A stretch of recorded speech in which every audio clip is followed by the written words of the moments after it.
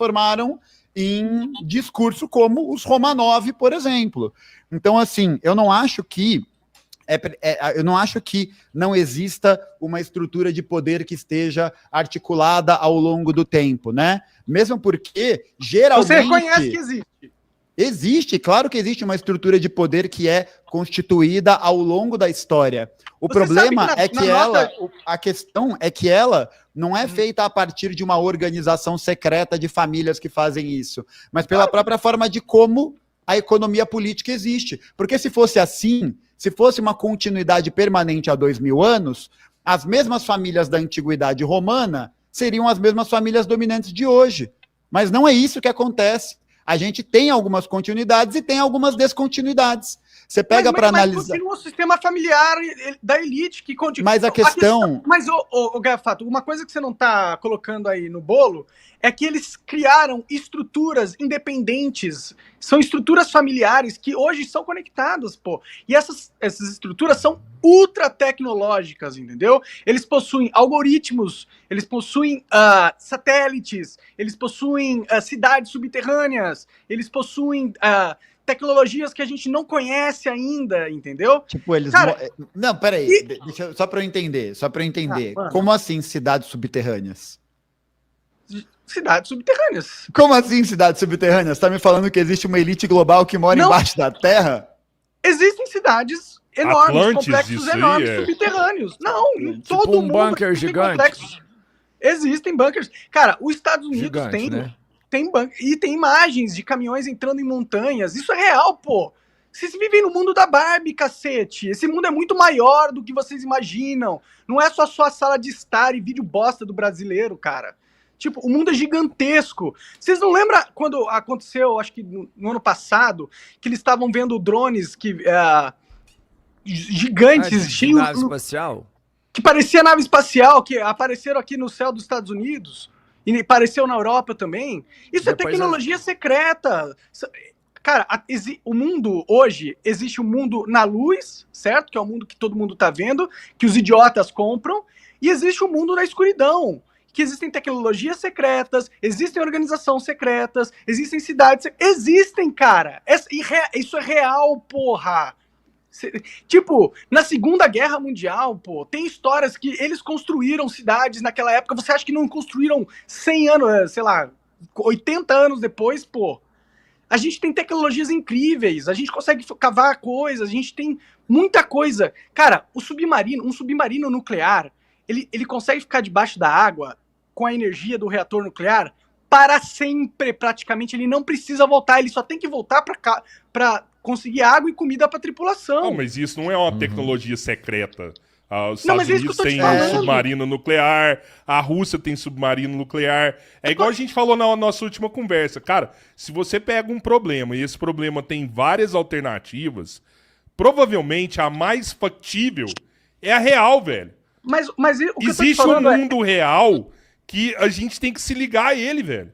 É que eu acho que essas coisas que você está apresentando, Monark, elas não são grandes novidades, porque não é como se fosse uma grande conspiração secreta. Pô, tá o vagabundo do Elon Musk defendendo colonizar Marte antes de alterar o sistema econômico da economia política mundial. É a mesma coisa. A galera lá... Mas é outro assunto. Não é outro assunto. Não é outro assunto.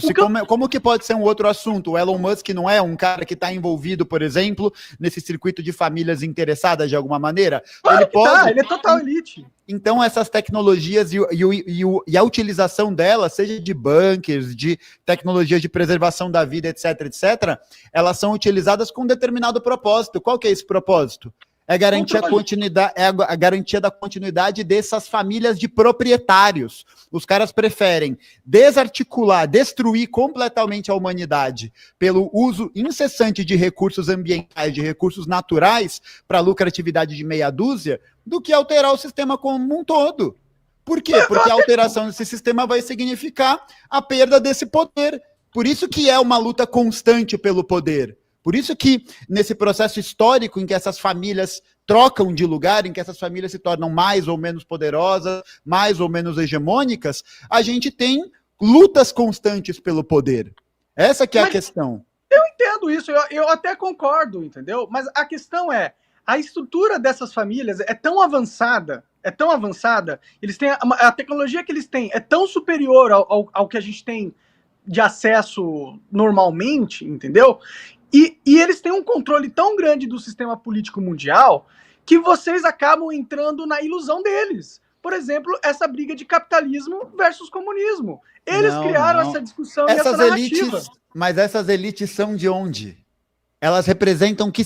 vamos lá, se essas famílias estão... Que a elite se essas chinesa, famílias estão... as famílias milenares chinesas não estão junto nessa jogada. Se essas famílias estão... Vamos lá, se a gente está falando então de um circuito de famílias que está preocupado de todos os países, vamos colocar aqui, de todos os países. Inclusive todos os países do mundo, inclusive a China, a Rússia, a Antártida, tudo. Putin, a família Putin, a família Xi Jinping. Então, no Brasil tem alguma lá? A família do Sarney tá lá, será? Não. Vamos fazer assim, ó. Vamos fazer assim. Então, ó, beleza. Então vamos lá. Existe um agrupamento. Do Dino é Antigona. Existe um agrupamento de famílias, né? Existe um agrupamento de interessados que buscam manter a ordem global, econômica, política como ela se encontra. O que caracteriza essas famílias do ponto de vista comum? O que faz com que elas sejam mutuamente reconhecidas? Porque, assim, do mesmo sangue, até que dá para ser, né? Quando a gente olha para as famílias nobres, quando a gente olha para as famílias aristocráticas do século XIX, na Primeira Guerra Mundial estava lá. O rei da Inglaterra, o rei da Prússia e o rei da Rússia se matando, e os três eram primos em algum grau. Mas qual que é a similaridade delas? O que torna elas comum? O que torna elas parte de um mesmo projeto? Qual que é a característica concreta, material? Eles são mestres. Que são os mestres? Eles controlam as pessoas através da mente? O que significa ser mestre? Mestre do quê? Você sempre mestre de alguma coisa. Não, mas mestre do quê? O que faz com que eles consigam controlar a humanidade? Porque eles têm acesso a tecnologias de uma forma assimétrica, eles têm acesso a conhecimentos que a gente não tem, eles têm acesso a estruturas... E esse acesso, e a continuidade desse acesso é produto de uma forma específica de existência na realidade material. Qual que é?